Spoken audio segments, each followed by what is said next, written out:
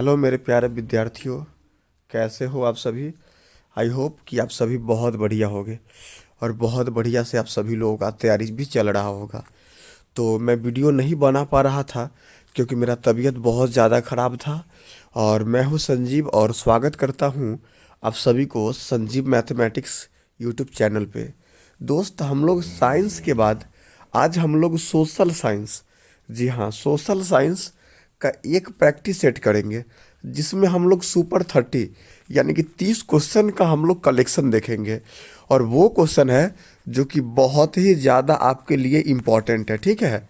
इसीलिए वीडियो को शुरू से अंत तक देखिएगा। साथ ही साथ याद रखिएगा, मिशन 2022 में बहुत बढ़िया स्कोर करना है। कम से कम 450 पार, 450 पार, क्योंकि 400 पार तो हर साल मेरा विद्यार्थी करता है। इस बार आपको क्या पार करना है? 450। और इस बात को भी दिमाग में रखिए कि ऐसा ही प्रश्न आपको एग्जाम में देखने को मिलेगा, ठीक है। ऐसा ही प्रश्न। और साथ ही अगर आप इसका पीडीएफ चाहते हो तो आप हमें कमेंट भी कर देना, ठीक है। वीडियो अच्छा लगेगा तो लाइक के साथ शेयर दोस्तों में जरूर कीजिएगा, ठीक है। तो चलिए समय को नहीं बर्बाद करते हैं और पहला क्वेश्चन से हम लोग क्लास को करते हैं शुरू, ठीक है मेरे गुरु। चलिए करते हैं शुरू। तो चलिए स्टार्ट करते हैं हम लोग पहला प्रश्न से। और ये आप पहला प्रश्न देख सकते हो कि किस घटना के विरोध में महात्मा गांधी ने अपनी केसर ए हिंद कैसर ए हिंद की उपाधि को त्याग दी। बताइए कि किस घटना के विरोध में जो महात्मा गांधी थे उनको कैसर ए हिंद का उपाधि मिला था और उसको वो त्याग दिए थे। तो आपको पता होगा वो क्या हो जाएगा, जलियांवाला बाग हत्याकांड, ठीक है ना। चलिए तो एक का हो जाएगा क्या हो जाएगा, ख हो जाएगा। और बताइए कि जलियांवाला बाग जो हत्याकांड था वो कब हुआ था। तो आपको पता होगा कि वो हुआ था सर 1919 में। कब हुआ था? 1919 में। कब? 13 अप्रैल 1919 में। कोई दिक्कत? याद रखिएगा कि जलियांवाला बाग हत्याकांड सर कब हुआ था? 13 अप्रैल 1919 को हुआ था। कोई दिक्कत? जी नहीं सर। चलिए हम लोग बढ़ते हैं, अब आगे बढ़ते हैं। और आगे बढ़ते हैं तो ये आप अगला प्रश्न आप देख सकते हो कि अगला प्रश्न जो है सर कितना आसान है। सविनय अवज्ञा आंदोलन की शुरुआत किस यात्रा से हुई? सविनय अवज्ञा आंदोलन की शुरुआत जो था वो किस आंदोलन से हुआ था? तो वो आपका हुआ था किससे? डांडी यात्रा से। किससे स्टार्ट हुआ था? डांडी यात्रा से स्टार्ट हुआ था, ठीक है। आप इसको याद कर लेना, बहुत इंपॉर्टेंट क्वेश्चन है आपके लिए, ठीक है। चलिए अब हम लोग बढ़ते हैं अगले क्वेश्चन की ओर। और ये अगला प्रश्न आप देख सकते हो, बहुत ही आसान आसान मैं आपके लिए प्रश्न लाया हूँ। और इसको आप बढ़िया से पढ़ लेते हो ना तो ये आपके लिए बहुत सर कारगर साबित होगा। चलिए अब अगला प्रश्न सर क्या कह रहा है कि विश्व में सर्वप्रथम मुद्रण की शुरुआत कहाँ की गई? तो विश्व में सर्वप्रथम जो मुद्रण का शुरुआत हुआ था वो कहाँ हुआ था सर? चाइना में। कहाँ हुआ था? चाइना यानी कि चीन में हुआ था। याद रखिएगा। अगला प्रश्न, निम्न में कौन राष्ट्रीय दल नहीं है? राष्ट्रीय दल मतलब कि राष्ट्र लेवल का पार्टी कौन नहीं है? तो देखिए भारतीय जनता पार्टी आपको पता है, ये तो है ही। भारतीय राष्ट्रीय कांग्रेस भी है, बहुजन समाज पार्टी यानी कि मायावती का, इनका भी है। लेकिन ये जो राष्ट्रीय जनता दल है ना, इनका नहीं है, ठीक है। याद कर लीजिएगा कि राष्ट्रीय जनता दल जो है आपका वो राष्ट्रीय दल नहीं है, ठीक है ना। लालटेन छाप वाला, लालू जी वाला, ठीक है। और सब पार्टी का ना तनी चुनाव चिन्ह देखिए, भारतीय जनता पार्टी यानी कि बीजेपी का चुनाव चिन्ह क्या है? कमल है। क्या है? कमल है। याद रखिएगा क्या है? हो कमल है। भारतीय राष्ट्रीय कांग्रेस का क्या है? तो ये आपका पंजा छाप। क्या है? पंजा छाप। बहुजन समाज पार्टी, ये इनका क्या है? तो ये है हाथी छाप। और राष्ट्रीय जनता दल यानी कि लालटेन। लालटेन मत भूलिएगा, ठीक है। चलिए अब हम लोग बढ़ते हैं अगले प्रश्न की ओर। और ये देखो अगला प्रश्न आपका बेसब्री से इंतजार कर रहा है। भारत ने गणतांत्रिक संविधान को कब अंगीकार किया? बताइए, ये कोई बात हुआ? ये तो भैया बच्चा बच्चा जानता है कि जिस दिन हम लोग क्या करते हैं, जलेबी खाते हैं, यानी कि 26 जनवरी 1950 को। ठीक है, चलिए आगे बढ़ते हैं। ये देखिए, ये जो प्रश्न है ना, लोक जनशक्ति पार्टी यानी कि एलजेपी, रामविलास पासवान, जिनका बेटा ही अभी कौन है, चिराग पासवान है, नाम आप लोग सुने होइएगा, कि का चुनाव चिन्ह क्या है।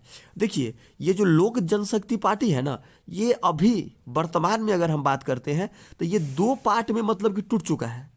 एक जो उनका क्या बोलते हैं कि रामविलास पासवान जी का जो एक भाई है पशुपति पारस, जो कि हाजीपुर का से सांसद भी है, हम लोग का सांसद भी है पशुपति कुमार पारस, और एक उनका उत्तराधिकारी यानी कि उनका पुत्र क्या, चिराग पासवान। तो वो जो लोक जनशक्ति पार्टी है वो दो पार्ट में टूट गया है। लेकिन ये प्रश्न 2021 में आया था, उस समय ये नहीं टूटा था। तो उस समय क्या मतलब कि उनका चुनाव चिन्ह क्या था, बंगला था। अभी भी बंगला है, लेकिन वो जो चुनाव चिन्ह है ना, उसको सीज कर लिया गया है चुनाव आयोग के द्वारा, क्योंकि लोक जनशक्ति पार्टी दो पार्ट में टूट गया है, इसलिए चुनाव चिन्ह को अभी मतलब कि रख दिया गया है। ठीक है ना, सीज कर दिया गया है। चलिए अब हम लोग देखते हैं अगले प्रश्न की ओर। और अगला प्रश्न आपका क्या कह रहा है कि सरकार का कौन सा प्रकार सबसे अच्छा माना जाता है। तो लोकतंत्र माना जाता है। लोकतंत्र जो होता है ये बहुत बढ़िया होता है, क्योंकि इसमें जनता जो होता है वो खुद अपना मतलब कि जो ये राजा होता है उसको इलेक्ट करता है, चुनता है। चलिए अगला प्रश्न, ग्राम कचहरी का प्रधान कौन होता है। देखिए, ग्राम कचहरी है, ग्राम कचहरी यानी कि अभी हाल फिलहाल में चुनाव हुआ है, तो जो एक चुनाव हुआ था पंच सरपंच, तो सरपंच जो होता है ना वो ग्राम कचहरी का हेड होता है। समझे, इसको याद रखिएगा, कचहरी जहां पर फैसला होता है। भारत में किस प्रकार की शासन प्रणाली है। तो आपको पता होगा कि भारत में संघीय और संसदीय शासन प्रणाली है। ठीक है, इसको याद कर लीजिएगा कि भारत में किस प्रकार की शासन प्रणाली है। तो भैया संघीय और संसदीय शासन प्रणाली है। ठीक है, चलिए अगला क्वेश्चन, क्वेश्चन नंबर 10। भैया बहुत इंपॉर्टेंट प्रश्न यह सब है, जो कि बार बार एग्जामिनेशन में आपसे पूछता है। भारत का पहला नगर निगम कहाँ बना था। तो ये मद्रास, मद्रास यानी कि चेन्नई में बना था। क्वेश्चन आएगा कि बताइए कहाँ बना था, भारत का पहला नगर निगम कहाँ बना था, मद्रास यानी कि चेन्नई में बना था। चलिए अगला प्रश्न, भारत में मतदाता होने के लिए न्यूनतम उम्र क्या है। अगर आपको वोट देना है तो आप कम से कम ना, आपको कितना साल का होना जरूरी है। तो कम से कम 18 साल का आपका होना जरूरी है। अगर आप 18 साल के होइएगा ना तो आप मतदाता मत सूची में नाम जोड़वा के अपना वोट दे सकते हैं। कमल छाप, पंजा छाप, हेम टेम लम टेम, जेकरा वोट देना है दे सकते हैं। ठीक है, चलिए लोकतंत्र का प्राण किसे कहा जाता है। बहुत इंपॉर्टेंट क्वेश्चन है, राजनीतिक दल को याद कर लीजिएगा कि लोकतंत्र को ही, सॉरी, राजनीतिक दल को ही हम लोग लोकतंत्र का प्राण कहते हैं। ठीक है, और ये क्वेश्चन है जिसका जवाब आपको कमेंट बॉक्स में देना है कि लोकतंत्र का प्राण राजनीतिक दल को क्यों कहा जाता है। और चलिए बढ़ते क्वेश्चन नंबर 13 की ओर, 13 की ओर चलिए। तो भैया क्वेश्चन नंबर 13 रबी फसल के बारे में पूछा है। तो बताइए ना, रबी फसल आपका कौन हो जाएगा। अरे रबी फसल जो ठंडा में होता है, तो ठंडा में कौन होता है। अरे भैया गेहूं होता है। ठंडा में कौन होता है, गेहूं होता है। अभी क्या चीज़ का सीजन है, तो अभी गेहूं का सीजन है, ये रबी फसल। ठीक है, चलिए पूर्व मध्य रेल का मुख्यालय कहाँ स्थित है बताइए। पूर्व मध्य रेल का मुख्यालय, अरे आप लोग के बगल में हाजीपुर, कहाँ है, हाजीपुर।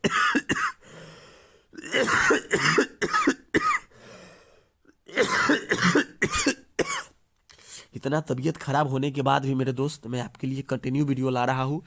सो आप लोग का फर्ज बनता है कि आप लोग सपोर्ट कीजिए, मेहनत कीजिए, लाइक कीजिए और अधिक से अधिक वीडियो को शेयर कीजिए। चलिए क्वेश्चन नंबर 15 नंबर क्वेश्चन क्या कह रहा है कि बिहार का शोक। तो भैया बिहार का शोक किसको बोलते हैं, कोसी को बोलते हैं। किसको बोलते हैं, कोसी को बोलते हैं। बिहार का शोक किस नदी को कहा जाता है, तो कोसी को कहा जाता है। और बंगाल का शोक, तो ये आपका क्या हो जाता है बताइए, दामोदर। क्या हो जाएगा, दामोदर हो जाएगा। चलिए अब हम लोग देखते हैं अगले प्रश्न की ओर बढ़ते हैं। और जब अगले प्रश्न की ओर बढ़ते हैं तो अगला प्रश्न में क्या दिया हुआ है कि जो निम्नलिखित खनिजों में कोडरमा किससे संबंधित है? ये जो आपका कोडरमा है ये किससे संबंधित है बताइए क्या होगा? कोडरमा किससे संबंधित है? तो ये भैया अभ्रक से है। किससे संबंधित है? अभ्रक से संबंधित है। एक चीज मैं आपको और बताता हूं कि अभी आपको गाय का आवाज सुनाई दे रहा होगा, तो अभी गाय के बगल में ही बैठे हुए हैं। थोड़ा सा बैठना चाहिए जिससे थोड़ा सुकून मिलता है जानवर के पास। तो अभी उसके पास ही ना बैठ के मैं सोचा कि चलो यहीं से एक वीडियो को शूट कर लेते हैं, ठीक है ना, वीडियो रिकॉर्ड कर लेते हैं। अगला प्रश्न देखिए क्या कह रहा है। निम्नलिखित में से क्या नई आर्थिक नीति का अंग नहीं है? निम्नलिखित में से क्या, आपको 4 ऑप्शन दिख रहा है, वो नई आर्थिक नीति का अंग नहीं है बताइए। इसका आपको जवाब देना है। तो ये जो राष्ट्रीयकरण है ये आपका नई आर्थिक नीति का अंग नहीं है। आप लोग बढ़िया से पढ़े हैं ना कि नई आर्थिक नीति क्या है, तो वही क्वेश्चन कह रहा है कि नई आर्थिक नीति का अंग कौन नहीं है, तो ये आपका राष्ट्रीयकरण हो जाएगा। इसका सही जवाब हो जाएगा। चलिए अब हम लोग अगले प्रश्न की ओर देखते हैं। तो भारत में करेंसी नोट को कौन जारी करता है बताइए? भारत में जो करेंसी नोट है रुपया पैसा वाला उसको कौन जारी करता है? तो उसको रिजर्व बैंक ऑफ इंडिया यानी कि आरबीआई जारी करता है। ठीक है, याद कर लीजिएगा, बहुत इंपॉर्टेंट क्वेश्चन है कि भारत में करेंसी नोट को कौन जारी करता है? रिजर्व बैंक ऑफ इंडिया जारी करता है। ठीक है, चलिए अब क्वेश्चन नंबर 19 का जवाब दीजिए, क्या हो जाएगा? किसने कहा मुद्रा वह है जो मुद्रा का कार्य करती है बताइए? Option A B C D क्या हो जाएगा बताइए? इसका सही जवाब क्या हो जाएगा? Option number D. ठीक है, याद कर लीजिएगा। चलिए अगला प्रश्न, थोड़ा स्पीड में बढ़ेंगे क्योंकि टाइम बहुत ही कम है। चलिए सॉरी, अगला प्रश्न आपके लिए क्या बोल रहा है देखिए कि भारत की आर्थिक व्यवस्था कैसी है बताइए? भारत की जो आर्थिक व्यवस्था है वो कैसी है? तो वो आपका मिश्रित है। याद कर लीजिएगा, बहुत VVI है, बहुत बार ये क्वेश्चन पूछा गया है कि भारत की आर्थिक व्यवस्था कैसी है, तो ये आपका मिश्रित है। ठीक है, चलिए अब हम लोग बढ़ते हैं अगले क्वेश्चन की ओर। और अगला क्वेश्चन देखिए आपसे क्या चिल्ला चिल्ला के डिमांड कर रहा है। क्या डिमांड कर रहा है देखिए, विकासशील देशों में कार्यशील जनसंख्या अधिकांशतः संलग्न है। जो विकासशील देश होते हैं उसका जो कार्यशील जनसंख्या होता है अधिकतर वो क्या चीज में संलग्न होता है बताइए? बताइए क्या हो जाएगा? इसका जवाब हम चाहते हैं कि आप लोग कमेंट बॉक्स में दीजिए, वरना हर चीज का जवाब हम ही दें। आप लोग क्या वो साल मतलब कि साल भर में पढ़े हैं बताइए? बताइए देखिए भैया, तो इसका जवाब आपको कहाँ देना है? कमेंट बॉक्स में देना है। ठीक है, चलिए अब हम लोग बढ़ते हैं अगले क्वेश्चन नंबर 22 की ओर बढ़ते हैं। क्या कह रहा है 22 नंबर में? कौन बहुराष्ट्रीय कंपनी है? तो बहुराष्ट्रीय कंपनी भैया सैमसंग भी है, कोका कोला भी है और फोर्ड मोटर्स भी है, तीनों के तीनों है। तो इसका सही जवाब क्या हो जाएगा? ऑप्शन नंबर डी यानी कि घ इसका सही जवाब हो जाएगा। देखिए क्वेश्चन नंबर 23 में, तो 23 नंबर क्वेश्चन क्या कह रहा है कि निम्नलिखित में से कौन छोटे पैमाने का उद्योग है? छोटे पैमाने का उद्योग इनमें से बताइए कौन हो जाएगा? चीनी उद्योग भैया मिल लगाना पड़ेगा। कागज उद्योग समझ रहे हो ना, ये भी बहुत बड़ा उद्योग हो जाएगा। विद्युत उपकरण उद्योग ये भी बहुत बड़ा है। लेकिन खिलौना उद्योग है ना, ये आप घरों में से स्टार्ट कर सकते हो। ठीक है ना, कोई दिक्कत नहीं है। चलिए अगला प्रश्न, हम लोग क्वेश्चन नंबर 24 की ओर बढ़ते हैं। क्या बोल रहा है 24 में? भारत का पहला तेल शोधक कारखाना कहाँ स्थित है बताइए? जो भारत का पहला तेल शोधक कारखाना है वो कहाँ स्थित है बताइए? डिगबोई में। और डिगबोई कहाँ पड़ता है? असम में पड़ता है। कहाँ पड़ता है? असम में पड़ता है। चलिए अगला प्रश्न क्या कह रहा है? एक समाजवादी अर्थव्यवस्था में सर्वाधिक बल किस पर दिया जाता है बताइए? इसका जवाब क्या होगा? इसका लोक कल्याण। ये जो सॉरी ये हमने क्या सेलेक्ट कर लिया, इसको थोड़ा साइड करते हैं यार, ये भी लोक कल्याण हो जाएगा। ठीक है, चलिए अब हम लोग बढ़ते हैं क्वेश्चन नंबर 26 की ओर। 26 की ओर बताइए, भारतीय योजना आयोग के प्रथम अध्यक्ष कौन थे? जो भारतीय योजना आयोग था इसका सबसे पहला अध्यक्ष की अगर हम लोग बात करते हैं तो बताइए ये कौन थे? ये आपका कौन तो हो जाएंगे बताइए। पहला, सबसे पहला तो योजना आयोग का जो अध्यक्ष होता है ना, वो याद रखिएगा वो देश के प्रधानमंत्री ही होते हैं। तो भारत का पहला प्रधानमंत्री कौन हो जाएंगे? पंडित जवाहरलाल नेहरू हो जाएंगे, ठीक है। और वर्तमान में तो आप जानबे करते हैं नरेंद्र मोदी को। चलिए आगे अगर हम लोग बात करते हैं तो नरेगा, आप लोग नाम सुने होइएगा, कितना बार नाम, मतलब कि ये बार बार आता है, ठीक है ना, बार बार ये नाम आता है कि भारतीय योजना आयोग के प्रथम अध्यक्ष, ये तो हो गया ना, सॉरी। नरेगा ये जो एक कार्यक्रम है कि नरेगा कार्यक्रम के नाम के साथ किस व्यक्ति का नाम को जोड़ा जाता है बताइए। ये जो नरेगा है वो मतलब कि ये आप लोग गांव में काफ़ी ज़्यादा मतलब कि इसको सुने होइएगा। तो वही प्रश्न आपका कह रहा है कि बताइए नरेगा कार्यक्रम के नाम के साथ कौन सा व्यक्ति के नाम को हम लोग जोड़ते हैं? तो हम लोग जोड़ते हैं क्या? नरेगा मतलब महात्मा गांधी। क्या हो जाएगा इसका? सही जवाब हो जाएगा, ठीक है। चलिए हम लोग बढ़ते हैं आगे। क्वेश्चन नंबर 28 क्या कह रहा है? 28 नंबर सर प्रश्न आपका कह रहा है कि भारत के किस राज्य की प्रति व्यक्ति आय सर्वाधिक है? बहुत इंपॉर्टेंट क्वेश्चन है, सर्वाधिक है। थोड़ा सा इसको पहले बढ़ाते हैं आगे। अब बताइएगा आप लोग, अब क्या हो जाएगा? अब कोई कहने वाला बात है यार? आप लोग क्वेश्चन देखते ही ना इसका जवाब दे दोगे कि सर सबसे अधिक जो ये है वो किसका है? गोवा है।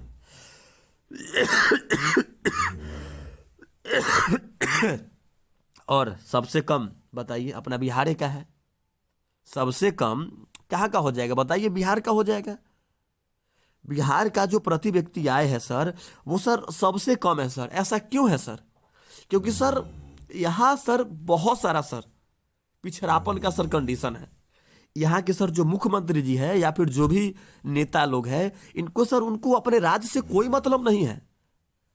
हमारे राज्य के लोगों का क्या भलाई हो रहा है कि नहीं हो रहा है आपको बताते हैं कि दिल्ली के मुख्यमंत्री बताइए अरविंद केजरीवाल कितना बढ़िया मतलब एजुकेशन को सुधार दिए सर। वो स्कूल में जा कर सर जहां तक उनसे बनता था वो अरविंद केजरीवाल जी वो अपने स्कूल की शिक्षा व्यवस्था को जाके टाइट करते थे। वो देखते थे स्कूल में पढ़ाई हो रहा है कि नहीं हो रहा है। लेकिन हमारे बिहार के मुख्यमंत्री जी वो दारू खुदले चलते थे कि कहाँ कहाँ दारू बिकता है, कहाँ कहाँ दारू मिलता है। अरे जाइए महाराज जाइए, बिहार को डुबा दीजिए साफ, ठीक है ना। ये भाई किसी पार्टी पॉलिटिक्स का मैं बात नहीं कर रहा हूँ, बट जो रियलिटी है वो रियलिटी है, ठीक है ना। चलिए क्वेश्चन नंबर 29 नंबर क्वेश्चन देखिए क्या बोल रहा है। थोड़ा सा इसको साफ किया जाए, थोड़ा सा साफ करते हैं। चलिए, भारतीय मुद्रा बाजार में किस प्रकार के ऋणों का लेन देन होता है बताइए। अब भारतीय अगर हम लोग बात करते हैं सर, भारतीय मुद्रा बाजार में किस प्रकार का ऋण जो है उसका लेन देन होता है, तो वो आपका क्या हो जाएगा बताइए? अल्पकाल, मतलब कि थोड़ा कम समय के लिए, ठीक है। इसको याद कर लीजिएगा। चलिए अब हम लोग बढ़ते हैं क्वेश्चन नंबर 30 की ओर, ठीक है। और इसको आप लोग बहुत ही बढ़िया से पढ़ते जाइए ताकि बहुत ही ज़्यादा आपको फ़ायदा करेगा। तो वीडियो काफ़ी लंबा हो रहा था इसीलिए वीडियो को रोकते हैं। आप लोग थोड़ा सा आप लोगों से विशेष रिक्वेस्ट है कि एक छोट भाई के नाते मतलब कि आप लोगों से मैं हेल्प का रिक्वेस्ट कर रहा हूँ कि आप लोग थोड़ा सा हेल्प कीजिए और इसे बहुत ही बढ़िया से शेयर कीजिए और आप लोग मन लगा के पढ़िए, ठीक है ना। जितना मन लगा के आप पढ़िएगा ना सर उतना ज़्यादा आपका फ़ायदा होगा, इसीलिए बहुत बढ़िया से पढ़िए, ठीक है। तो आशा करता हूँ कि आप 30 क्वेश्चन इसको बहुत ही बढ़िया से याद कर लिए होंगे, ठीक है। थोड़ा तबीयत खराब है इसके लिए आवाज़ थोड़ा सा हो सकता है फंस के आया होगा। चलिए फिर मिलते हैं एक नई वीडियो में, तब तक bye bye, take care and love you. चलिए।